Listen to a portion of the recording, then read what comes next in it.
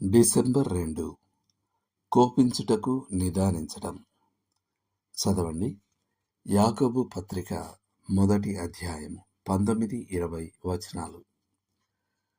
ప్రతి మనుష్యుడు వినుటకు వేగిరపడువాడును, మాటలాడుటకు నిదానించువాడును, కోపించుటకు నిదానించువాడునై ఉండవలెను. ఎందుకనగా నరుని కోపము దేవుని నీతిని నెరవేర్చదు. యాకోబు మొదటి అధ్యాయం 19-20 వరకు. మనం దేవుని మీద లేదా ఆయన వాక్యం మీద కోపం తెచ్చుకోకూడదు. దీర్ఘశాంతం గలవాడు మహా వివేకి.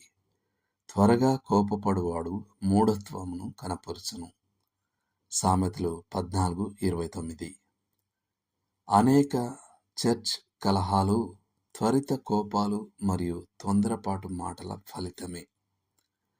పాపంపై దైవ భక్తిపూర్వక కోపం అనేది ఒకటుంది.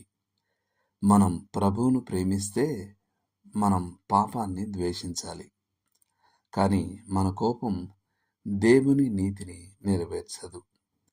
నిజానికి మనం క్రీస్తులో పరిపక్వత చెందుతున్న కొలది దేవుడు మన జీవితాలలో కలుగజేయాలని కోరుకునే సహనానికి కోపం కేవలం వ్యతిరేకం.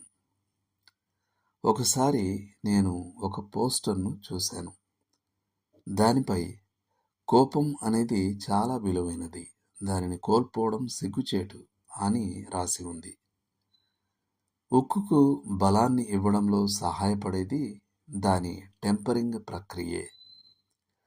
మనం పాపంపై కోపం తెచ్చుకోకపోతే దానితో పోరాడడానికి మనకు అంత బలం ఉండదు.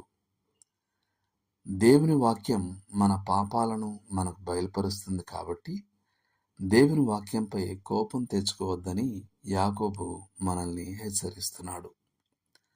అద్దంలోని ప్రతిబింబం నచ్చక అద్దాన్ని పగలగొట్టిన వ్యక్తిలాగే దేవుని వాక్యం మన గురించి మరియు మన పాప స్వభావం గురించి సత్యాన్ని చెబుతుంది కాబట్టి మనం దానిపై తిరుగుబాటు చేస్తాం.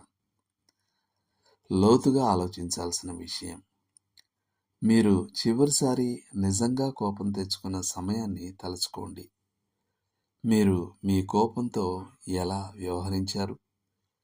మీరు వినడానికి త్వరపడి మాట్లాడడానికి నిదానించి ఉంటే పరిస్థితి ఎలా భిన్నంగా ఉండేది? దేవుడు మిమ్మల్ని దీవించునుగాక. ఆమేన్.